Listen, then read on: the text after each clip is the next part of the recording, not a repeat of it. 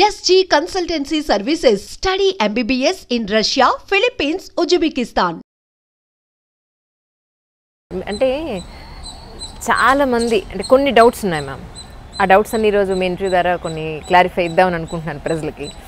ఒకటి ఏంటంటే కన్సీవ్ అయిన వెంటనే ఈ ఈ మన నెల వరకు కూడా పప్పాయి తింటే అబార్షన్ అయిపోతుందనే ఒక టెన్షన్ ఉంటుంది. అది ఎంతవరకు నిజం అంటారు మ్యామ్? అది అస్సలు నిజం కాదు.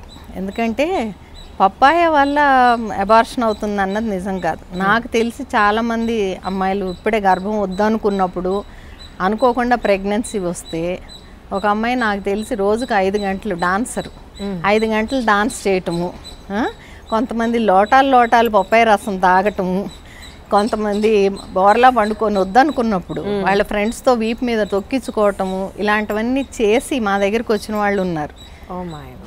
ఏమీ కాలేదు, గర్భస్థ శిశువుకి ఏమీ కాలేదు, తల్లికి ఏం కాలేదు, శుభ్రంగా 9 నెలలు అయినాక కన్నారు వాళ్ళు. కాబట్టి ఇవన్నీ ఏంటంటే హెల్దీ ప్రెగ్నెన్సీ ఉన్నప్పుడు ఏం చేసినా ఏం కాదు. ఒకవేళ ప్రెగ్నెన్సీ సక్రమంగా ఇంప్లాంట్ కానట్లయితే మనం ఏమి ఇచ్చినా కానీ అది ఉండదు. కాబట్టి హార్మోన్స్ అన్నవి శరీరంలో వాటంతట న్యాచురల్గా తయారయ్యి శరీరంలో గర్భస్థ పిండాన్ని సపోర్ట్ చేయాలి. కొన్ని విషయాలు అంటే ఇప్పుడు ఏఆర్టీ ప్రొసీజర్స్ ఉన్నాయి, ఐయుఐలు, ఐవీఎఫ్లు, వాళ్ళ శరీరంలో హార్మోన్ సమతుల్యత తక్కువ ఉన్నప్పుడు, పీసీఓఎస్ ఇటువంటి ప్రాబ్లమ్స్ ఉన్న వాళ్ళకి లూటియల్ ఫేజ్ డిఫెక్ట్ అంటాం. అలాంటి ప్రాబ్లమ్స్ ఏమన్నా ఉంటే దానికి హార్మోన్ సపోర్ట్ ఇవ్వాలి. లేకపోతే ఆరోగ్యవంతమైన గర్భంతో ఉన్న స్త్రీకి సాధారణంగా ఏం చేసినా ఏం కాదు. ఓకే అదే మీరు చెప్తున్న కండిషన్స్లో కూడా పిండానికి ఏమీ కాకుండా సేఫ్గా ఉంది అని. మా అమ్మాయి మెట్లు ఎక్కచ్చా అండి, 2 అంతస్తులు మేము రోజుకు 2 సార్లు పైకి ఎక్కచ్చా అని అడుగుతారు, కింద కూర్చోవచ్చా అని అడుగుతారు, వంగి ఏమన్నా పనులు చేయొచ్చా అంటారు. మరి పల్లెటూరులో చూస్తూనే ఉంటాము, అందరూ వంగి నాట్లేసే వాళ్ళు నాట్లేస్తుంటారు, కూలి మనుషులు తల మీద తట్టను బరువు మోసి పైకి ఎక్కుతూ ఉంటారు. వాళ్ళు గర్భంతో ఉంటే వాళ్ళకి ఏమీ కాదు. జనరల్గా ఏమంటే whatever you are accustomed, మీకు అలవాటైన పని ఏదైనా కూడా సునాయాసంగా చేయొచ్చు హెల్దీ ప్రెగ్నెన్సీ అయితే. ఎప్పుడైనా మాయ కిందగా ఉండటము, బ్లీడింగ్ అవ్వటము, లేదా ట్విన్ ప్రెగ్నెన్సీ ఉండి ఏదన్నా సమస్యలు ఉన్నట్లయితే అటువంటప్పుడు కొంచెం రెస్ట్ చెప్తాం, కానీ మామూలుగా అయితే రెస్ట్ అవసరం లేదు. ఏ పని అయితే వాళ్ళు చేసుకుంటున్నారో దాన్ని నిరభ్యంతరంగా చేసుకోవచ్చు. ఓకే, జనరల్గా మీ మెడికల్ టెర్మినాలజీలో హై రిస్క్ ప్రెగ్నెన్సీస్ అంటూ ఉంటారు. ఎలాంటి ప్రెగ్నెన్సీస్ని హై రిస్క్ ప్రెగ్నెన్సీస్ అంటారు మ్యామ్? హై రిస్క్ ప్రెగ్నెన్సీ అంటే ఆ ప్రెగ్నెన్సీ వలన తల్లికి ఏదైనా ప్రమాదం సంభవించేటట్లయితే అది హై రిస్క్ అంటాం. రెండోది ఆ ప్రెగ్నెన్సీ వల్ల గర్భస్థ శిశువుకి ఏమన్నా ప్రాబ్లం వస్తుంది అనుకుంటే అది కూడా హై రిస్క్ ప్రెగ్నెన్సీ కింద పరిగణిస్తాం. సో ఈ హై రిస్క్ ప్రెగ్నెన్సీకి కారణాలు కొన్ని తల్లికి ఉన్న వ్యాధుల వలన, ఒకవేళ తల్లి ఆల్రెడీ డయాబెటిక్ అయి ఉండొచ్చు, లేదా హై బీపీతో బాధపడుతూ ఉండొచ్చు, ఊబకాయం ఉండొచ్చు, ఇటువంటి సమస్యలు. కొంతమందికి ఎపిలెప్సీ ఉంటుంది, ఎపిలెప్టిక్ మదర్స్. సో వేరే మందులు వాడుతూ ఉన్నది, వ్యాధుల కోసం వేరే మందులు వాడుతూ ఉండొచ్చు. కొన్నిసార్లు సిస్టమిక్ లూపస్ లాంటివి, connective tissue disorders, rheumatoid arthritis, కొంతమందికి థ్రాంబోసైటోపీనియా ఉంటుంది. ఇలాంటి సమస్యలు ఉన్నప్పుడు వాళ్ళకి ఆల్రెడీ రిస్క్ ఫ్యాక్టర్స్ ఉన్నాయి, కాబట్టి దాన్ని కూడా మనం పరిగణలోకి తీసుకోవాలి. గర్భం ద్వారా వచ్చే మార్పులకి ఈ వ్యాధి వల్ల ఇంకా ఎక్స్ట్రాగా తల్లికి ఏమన్నా ప్రాబ్లం వస్తుందా చూసుకోవాలి, అది హై రిస్క్ కింద. అలాగే గర్భంతో ఉన్నప్పుడు గర్భకోశంలో ఏదన్నా ప్రాబ్లమ్స్ ఉంటే, ఒక్కొక్కసారి ఫైబ్రాయిడ్స్ ఉండొచ్చు, వేరే సమస్యలు ఉన్నట్లయితే, లేదా షేప్ ఆఫ్ ద యూట్రస్ వేరుగా ఉండటము, ప్రీవియస్గా అమ్మాయికి రిపీటెడ్గా ప్రెగ్నెన్సీస్ పోవటం, అబార్షన్స్ అవ్వటము, లేదా ఫస్ట్ మిడ్ ట్రైమెస్టర్లో అబార్షన్స్ అవ్వడం, ఇవన్నీ కూడా రిస్క్ ఫ్యాక్టర్స్ అన్నమాట.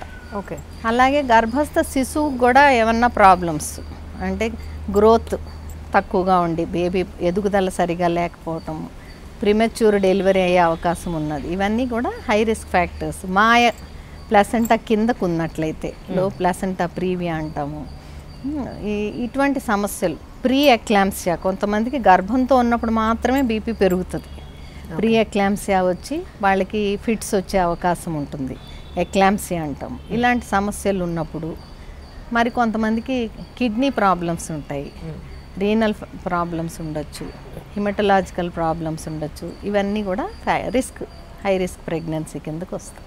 ఓకే. ఇప్పుడు ఈ మధ్య కాలంలో గత 2-3 ఏళ్ళుగా కనుక మీరు పీరియడ్ తీసుకున్నట్టయితే న్యూలీ మ్యారీడ్ కపుల్ ఎలాంటి సమస్యలతో మీ ముందుకు వస్తున్నారని మీ ఉద్దేశం?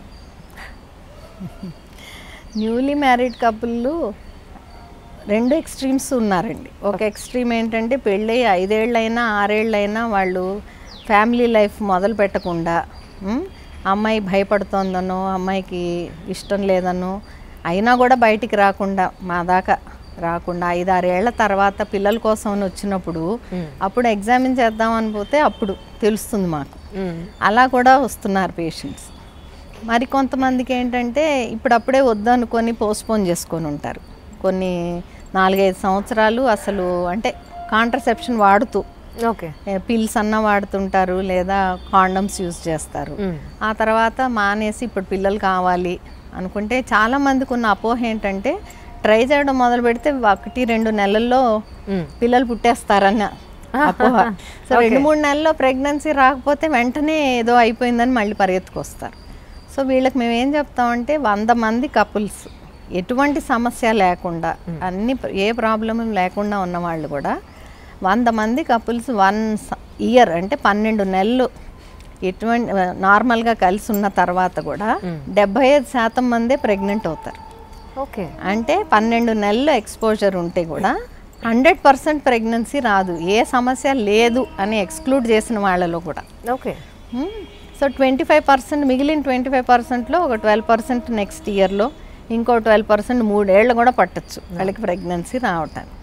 అంటే మనకు అర్థమైంది ఏంటి, ప్రతి నెల అండం విడుదలయ్యి నార్మల్ స్పర్మ్ కౌంట్ ఉండి ట్యూబ్స్ అండవాహికలు బాగానే ఉండి యూటరస్లో ఎటువంటి సమస్య లేని వాళ్ళకు కూడా, థైరాయిడ్ గ్రంథి అటువంటి సమస్యలు కూడా లేని వాళ్ళలో కూడా ప్రెగ్నెన్సీ రావటానికి అంత సమయం పడుతుంది. దీనికి కారణం ఏంటంటే రిలీజ్ అయిన అండము అది 24 నుంచి 36 గంటల కంటే ఎక్కువ ఉండదు దాని లైఫ్. రైట్. అదే స్పర్మ్ లైఫ్ 48 అవర్స్ నుంచి 72 గంటలు, 48 నుంచి 72 గంటలు. సో ఆ విండో, ఫర్టైల్ విండో అన్నది చాలా నేరో. రైట్. సో ఆ అండం విడుదలైన 36 గంటల లోపలే అది ఫలదీకరణ జరగాలి. అది జరగాలంటే 48 నుంచి 72 గంటల లోపు స్పర్ము స్ఖలించాలి, అప్పుడే కానీ అది ఫలదీకరణ జరగదు. సో ఆ నేరో విండో అయిన తర్వాత ఆ ఫలదీకరణ జరుగుతుంది అన్నానికి ఆ సమయంలో ఎన్విరాన్మెంటల్ ఫ్యాక్టర్స్ అంటాం, చుట్టూ ఉన్న పరిసరాలు అనువుగా ఉండాలి, యాంటీ ఫర్టిలిటీ ఎఫెక్ట్స్ ఉండకూడదు. దాని తర్వాత వచ్చినాక ఎండోమెట్రియం రిసెప్టివ్గా ఉండాలి. ఆ రిసెప్టివిటీ అది చాలా ఇంపార్టెంట్ యాక్చువల్గా. ఎండోమెట్రియం అంటే గర్భకోశ లోపలి పొర ఈ ఫలదీకరణ జరిగిన పిండాన్ని దాంట్లో చొచ్చుకుపోవడానికి వీలుగా అది ఉండాలి. సో ఇవన్నీ ఇంపార్టెంట్. అన్ని సిచ్యువేషన్ కరెక్ట్గా ఉండాలంటే టైం పట్టదు.